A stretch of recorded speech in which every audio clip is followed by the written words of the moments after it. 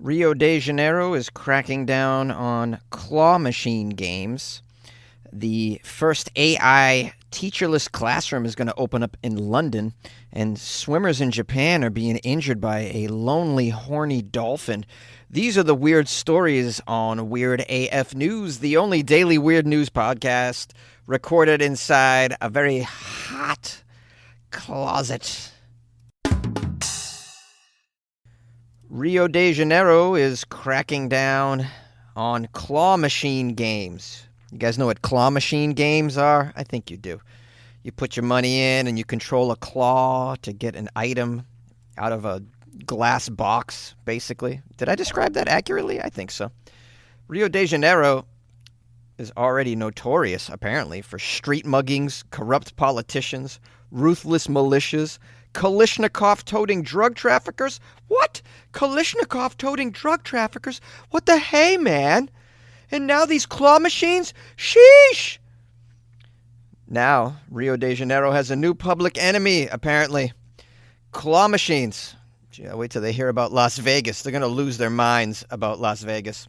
It says here last week, the Rio de Janeiro police carried out 16 search warrants targeting the joystick-controlled claw machines that elicit exhilaration among children and adults alike.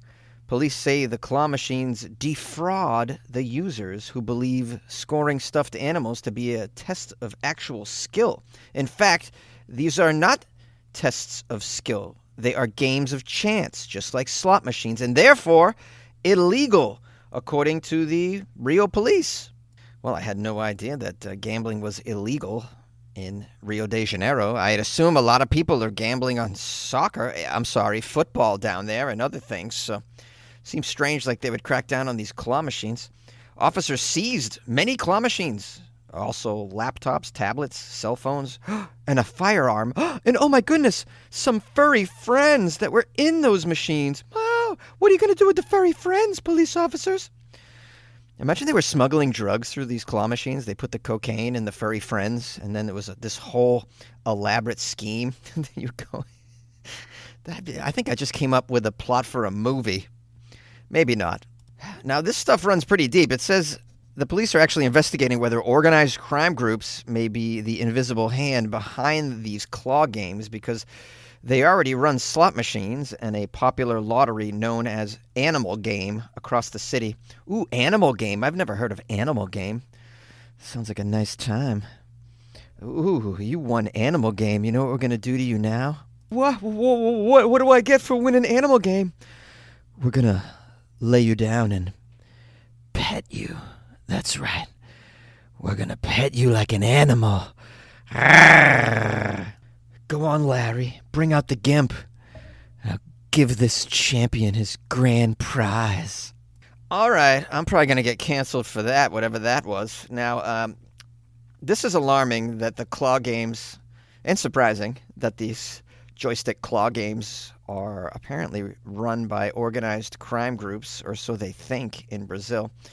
Although it's not so far off from what's been going on in the U.S. These are run by an organized crime group as well. The claw machines. The organized crime group is known as Chuck E. Cheese. I don't know if you have heard about this scam, but yeah, Chuck E. Cheese just takes all your money when you go through their doors. And they overcharge you for terrible pizza. And then, of course, there's that annoying, stinking rodent! I do not like Chucky! Get this rodent out of my face! I'm just there to hang out and lounge in the ball pit. I don't need to be bothered by some mouse trying to take selfies with me. That's just my bag on it, you know. This Brazilian claw game thing is getting out of hand, though. Apparently, police in Brazil's southern Santa Catarina state carried out an additional 3 search warrants as well. They're just casing the whole country on this one. This marked the second such police crackdown, following another in May, during which officers apprehended 80 machines. I love how they call it apprehending machines. You're under arrest, machine. Put your joysticks behind your back. Not only were those machines stocked with counterfeit plushies. Counterfeit plushies? Huh. That's not right. These poor kids are getting scammed. They're not winning authentic plushies. They're getting fake plushies. says subsequent analysis of their programming found winning polls were permitted only after a set number of attempts. Yeah, well, I'd imagine that's how they set it up, right? It's like a slot machines. They let you win after a set number of attempts. These things are programmed to do so. Now, I imagine you get inside one of those claw machines with somebody that understands all of the programming involved, and you can discern whether or not they are really giving out a very paltry number of wins, something way below the norm. In other words, maybe they allow 1 in 100 child to win something. I don't know what the numbers are. When I watch those things, it seems to me like 1 in 100 child wins. I mean, my whole life I've tried to win those things. I haven't won one time. So at one point, I just stopped giving them my money. I just assumed that, they are set to some ridiculous setting where, anyways, when I was in Asia, they had entire arcades filled with those things, these claw machines. And by the way, some of them didn't have stuffed animals. They had, like, I guess what I would call essential items. You could buy packs of ramen, toilet paper, paper towels, diapers, all kinds of stuff in these machines. I had never seen that before in my life. I took some video of it and put it on the gram because I thought that was wild, some of the things that were in there. Like instant coffee, tea bags, this kind of, like, not tea bags individually, but like boxes of tea bags you could win in these machines. Very weird. Yeah, you could feed your whole family on these machines. All right, it says here, claw machines may have been feats of skill in decades past, but most modern machines have built-in programming allowing operators to predetermine their profitability. And that leads to the issues that we're seeing here in Brazil, it sounds like. And these organized gangs aren't letting the kids win their plushies, and then when they do win a plushie, it's a counterfeit plushie. I mean, can you imagine? I'm kind of glad the government's getting involved because that's not right for the kids. Now, lastly, it says the authorities in Brazil have detained nearly 13,000 stuffed animals, also known as plushies. Detained. Yeah, they're in a cell. Now, they were originally destined for destruction, all of these plushies, but a request from state lawmakers found favor with a judge who spared them, and instead the police have donated them to families who lost their homes in the massive floods of southern Rio Grande do Sul state, particularly children that are in these shelters. So that's very lovely, and it's a story with a happy plushy ending. It was a weird one, though. I did some weird things. The first teacherless AI classroom is going to open in London. I'm sure this is going to be a success, right? Because kids are so well behaved when there's no teacher in the room. They just study. They can be left to their own devices, obviously. What could possibly go wrong with this teacherless classroom setup? This is a private school, by the way, in London. They are opening the UK's first classroom taught by artificial intelligence instead of human teachers. They say this technology allows for precise, bespoke learning, while critics argue AI teaching will just lead to a soulless and bleak future. My question to you is, do you think it will lead to a soulless, bleakless future? Let's keep reading, and then you can make a decision, and then you can call and tell me what you think. David Game College is this private school in London. They opened its new teacherless course for 20 students. It's beginning in September. Oh, it is September, so it's already started. What month is it? The students will learn using a mixture of artificial intelligence platforms on their computers and virtual reality headsets. Wow, imagine a room full of 20 students with headsets on. Yeah, this is the technological AI robot apocalypse that we've all been worried about. This is going to have a Terminator ending. Dun, dun, dun, dun, dun, dun, boom, boom, dun, dun, dun, dun, dun, dun, boom, boom. Kyle! Now let's see what these AI platforms can do. They can learn what the student excels in and what they need more help with. Because a human can't do that. Take feedback by looking at, test scores and quiz scores. A teacher's like, well, Bobby's getting D's. Do you think Bobby needs more help with this? Sheesh, I don't know. It says the AI can determine what the student needs more help with and then adapt their lesson plans for the term. Yeah. The AI is cool, but can it throw an eraser at a naughty kid in the back of the class? Ha ha! How about that, huh? AI can't do that. Are they going to install like some kind of laser blaster in the back of the class that just zaps students that won't shut up, that are misbehaving? Little laser beep, just a little tase at the back. A little robot bouncer with instead of arms, just two tasers, or maybe two tasers coming out of its eye sockets. Oh my God, that'd be amazing. All right, for this article, they interviewed John Dalton, a teacher that's about to, I assume, lose his job to the AI. There are many excellent teachers out there, but we're all fallible. John, what are you doing? John, how much did the AI pay you to say that? You're supposed to defend your humans, all right? John says, I think it's very difficult to achieve AI's level of precision and accuracy, and also that continuous evaluation. Ultimately, if you really want to know exactly why a child is not learning, I think the AI systems can pinpoint that more effectively. John, what are you doing? John, does your wife know you're saying this? How about your children that you're trying to provide for? You're basically supporting those that are about to take your job. I don't understand this response at all. Oh, this explains it. There's a photo of John, and there is a Terminator-like robot right next to him with red glowing eyes pointing a shotgun at his temple. That explains the quote. Oh, and here the article says, in case you're wondering what the students pay to attend this private school, $27,000 a year.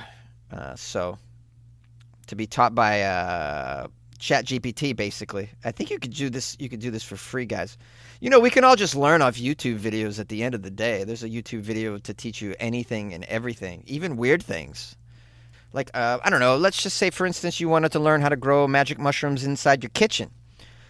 I'm not saying I did that off a YouTube video. I'm just saying, you could. You could if you wanted to. I'm not saying I did it. I'm just saying it's there. If you want to, if someone else wants to try it and do that, you can do that from a YouTube video. And there's weirder things than that. Like, I don't know, for instance, if you wanted to swap out the auxiliary socket in your 2010 Honda Civic, there's a video for that, I learned.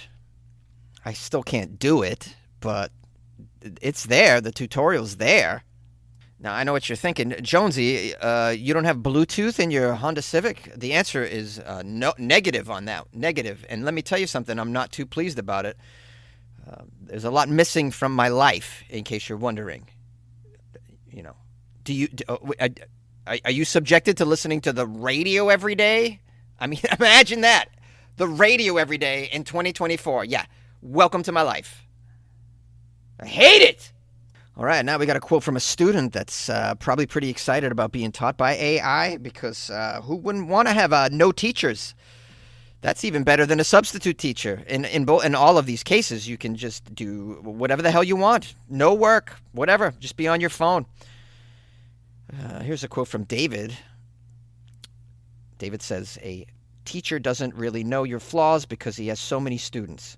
So he doesn't know your flaws, while the AI will figure out what your flaws are and help you improve. David, what are you talking about? Does your teacher not ever give you tests and quizzes or ask you to write papers? How does a teacher knows your flaws? By getting feedback from the assignments and the tests and the quizzes. I mean, this is so obvious to me. Like, that argument is not an argument for AI. I'm sure there's better arguments for AI. But saying that a teacher doesn't know your weaknesses, that's not a bona fide argument. Too many kids, you have 20 kids in the class, bro. I mean, try going to public school. I had 40 kids in a class. Now you're talking maybe the teacher has no clue if you're good or not, or, if you're learning. 40 kids. You got 20 kids in your little private school. Ugh. Now, the good news is some of these teachers are going to keep their gigs, because they're going to have what's called learning coaches that are going to be present to monitor the behavior and give support. Support what? To the AI takeover? They're also going to teach the subjects that AI currently struggles with. Can you guys guess what those subjects are? Art and sex education. I'm sure the AI can handle the sex education. Just pull up Pornhub. Good to go. I don't think the kids need sex education anymore anyways. They all got smartphones, right? Believe me, they're educating themselves. All right, now finally I've come to a quote from someone who's against this AI. I don't know who this person is. It doesn't matter. Here's the quote. The problem with AI and the computer screen is that it is a machine and it's inert. So you're straight away dehumanizing the process of learning, taking away those interpersonal skills and the interaction between pupils and teachers. It's a soulless, bleak future if it's going to be along the AI path only. I kind of agree. I mean, it is helpful for them to learn interpersonal skills in as many ways as they can do it. It already seems like they're spending all their time in the house on their smartphones anyway, so they're not this whole generation isn't outside playing with the other kids. It seems to me in general. You know, obviously there's exceptions to the rules. When I was a kid, that's all we did. We were outside playing. I mean, I was playing wiffle ball every single day or football or something. If it was wintertime, I was out throwing snowballs at cars and then running for my life. You know, I was out there, I was engaging with the public and with the other citizens, in other words, in a very productive manner, I think. And so, you know, given the state of affairs with the younger generations, I would think any opportunity you can to have them with this interpersonal connection, then to do so. But, you know, that's not to say that, you know, they can't do this for one semester or 1 year, you know. Obviously, before this, they had the experience of working with a human teacher, so it's not the end of the world as far as interpersonal skills with a teacher goes, having one AI. But it's just going full throttle with the AI for every class from first grade all the way through graduation. I think that would be a detriment to some interpersonal development. That's just me personally. What do you think? Call the show 646-450-2012. One more thing. Your clothes. Give them to me. Let's rock. Is a lonely and sexually frustrated dolphin attacking swimmers in Japan? Let's find out on this next segment called Lonely Dolphin. Come oh, oh, oh, oh. Just say you will, say you. This story is out of Tokyo. Beep, beep, beep, beep, beep, beep, beep, beep. A single bottlenose dolphin is believed to be behind a series of attacks on swimmers at a Japanese seaside town, possibly out of loneliness, possibly out of horniness. The Japanese media reported on August 20th that a man in his 50s had been bitten on both hands that morning by a dolphin that approached him as he tried to shoo it away at a beach in Suruga, a city in the Fukui prefecture. Fukui. He was the 18th dolphin victim since July 21st and the second in as many days. They say, although it has not been confirmed, the attacks this summer are believed widely to have been carried out by the same male bottlenose dolphin. The attacks have consistently involved a single dolphin that appears to be on its own, which is apparently unusual considering bottlenose dolphins are a highly social species that stick together closely in what are called pods. Now, we got a dolphin researcher here named Morisaka who told the media that dolphins have unique dorsal fins similar to a footprint. And from certain photographs that they have, they believe this is the same dolphin. Murasaka added that it's actually unusual for bottlenose dolphins of this kind to approach people at all, let alone bite them. In this case, the dolphin appears to have gotten used to interacting with people after doing it for many weeks. He said also that these bites appear to be playful, suggesting the dolphin mainly wants to interact with humans rather than attack or harm them.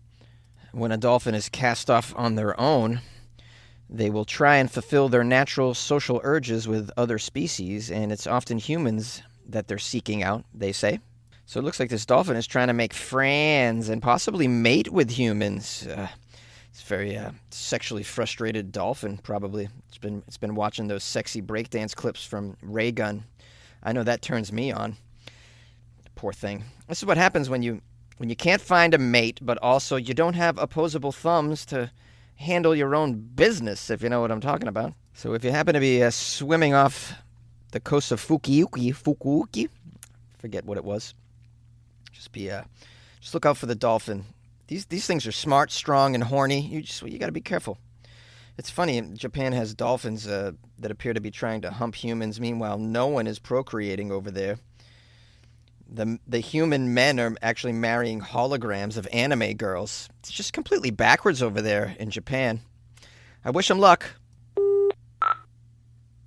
The strong and horny dolphin that humped my backside. Oh, poor dolphin. I hope they find some friends for this dolphin. Can't they just scoop the dolphin up and bring it out to the middle of the ocean where it can find a pod? It's pods, right? They like pods. Anyways, thank you once again for spending some time with the Weird AF News podcast. That was a very special episode. I was in quite a mood, as you can tell. And just keep pumping them out here in the closet, guys. It's very hot here in Los Angeles. We got a couple days in a row of 100 plus degrees, and we're in for a few more. Luckily, I'm getting the hell out of here. Tomorrow, Friday morning, I'm going to be driving up to the Bay Area, doing shows in the San Francisco area. Tomorrow night's Oakland, and then Saturday night it'll be San Francisco in the city. Sunday night also San Francisco in the city. So if you happen to be up there and you'd like to check out a show, just email me, funnyjones@gmail.com. You can also check out my Instagram where I have all the information posted, including my shows. It's at FunnyJones on Instagram. If you would like to support the show, go to weirdafnews.com, the official website where you can buy Jonesy a coffee to keep me caffeinated throughout these recordings, or you can join the Patreon, which is really an amazing place for fans of the show and fans of me. I put a lot of extra weird content in there and personal stuff about me. So if you probably don't want any more of me. You probably have just about had it. 5 days a week is probably enough for you. But in case you need a fix, yeah, patreon.com/weirdafnews is where to go. All right. Take it easy, guys, but take it